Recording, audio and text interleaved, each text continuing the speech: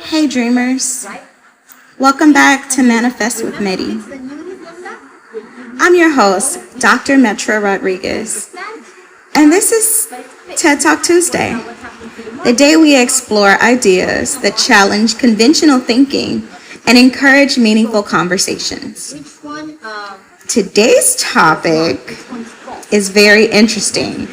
I came across a new word and I was interested, so I read an article, and the article was discussing hypogamy, which is the idea that some women, particularly highly educated or professionally successful women, may choose romantic partners who have a similar or lower level of education, income, or social status. Now, before anyone starts typing in the comments, take a deep breath. This isn't about saying one way is right and another is wrong. It's about asking a better question.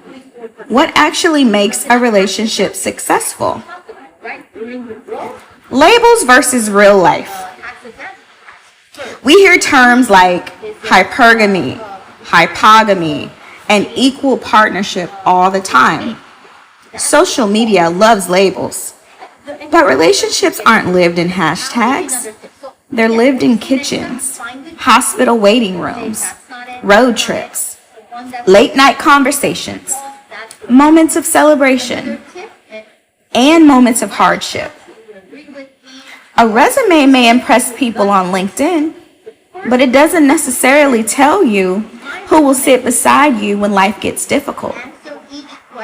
As a woman with a doctorate, this topic made me reflect on my own journey. I am a doctor. I have a terminal degree.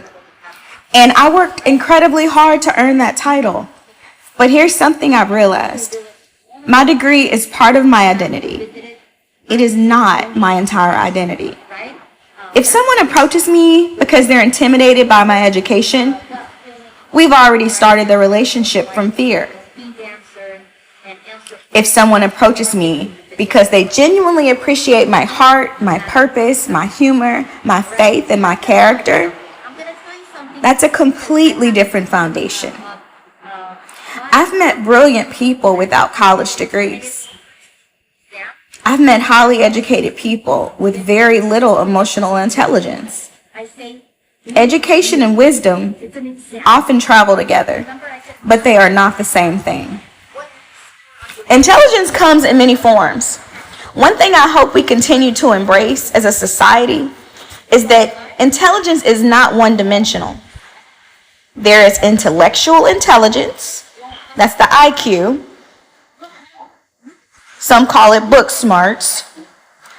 There is emotional intelligence, financial intelligence, creative intelligence, spiritual wisdom, social awareness, practical problem solving. A healthy relationship often requires all of those.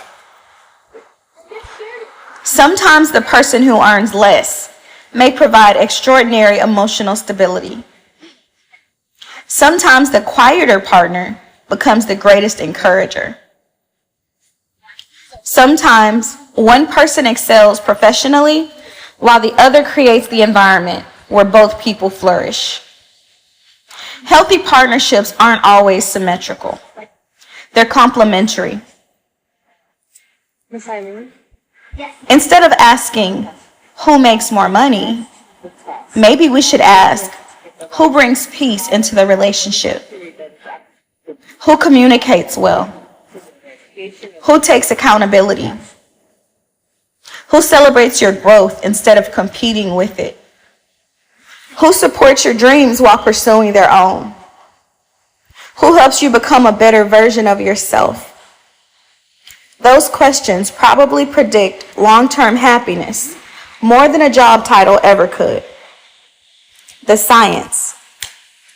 Relationship researchers consistently find that qualities like trust, mutual respect, effective communication, emotional responsiveness, and shared values are among the strongest predictors of long-term relationship satisfaction. Financial stress can certainly affect relationships. Educational differences can create challenges, but neither automatically determines whether a relationship succeeds or fails. The healthiest couples tend to keep learning about one another instead of assuming they already know everything. Growth becomes something they do together. The faith perspective. One of the things I appreciate about Scripture is that it consistently points us toward character. God places tremendous emphasis on the condition of our hearts.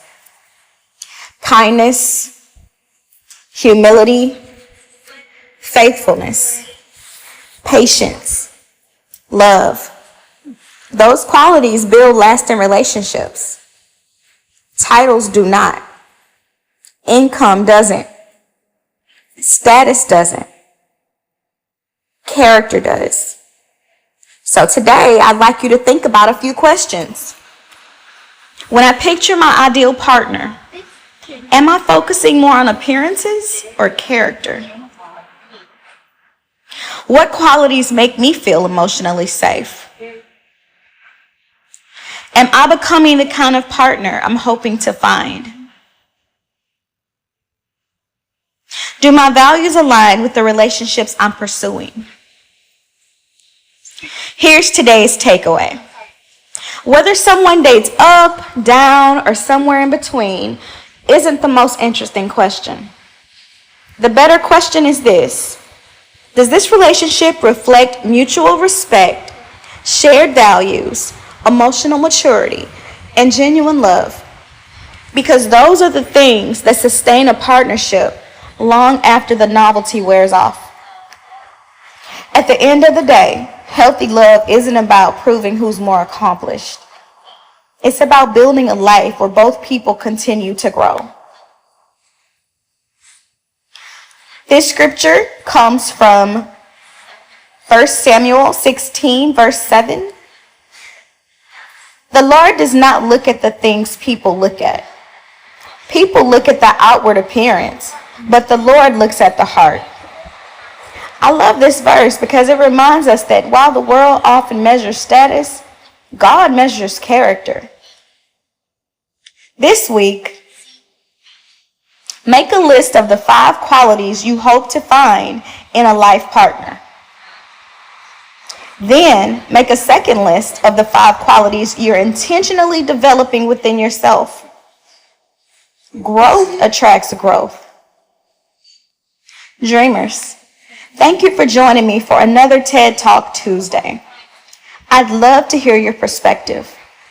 Do you think compatibility is built more on shared values or shared achievements?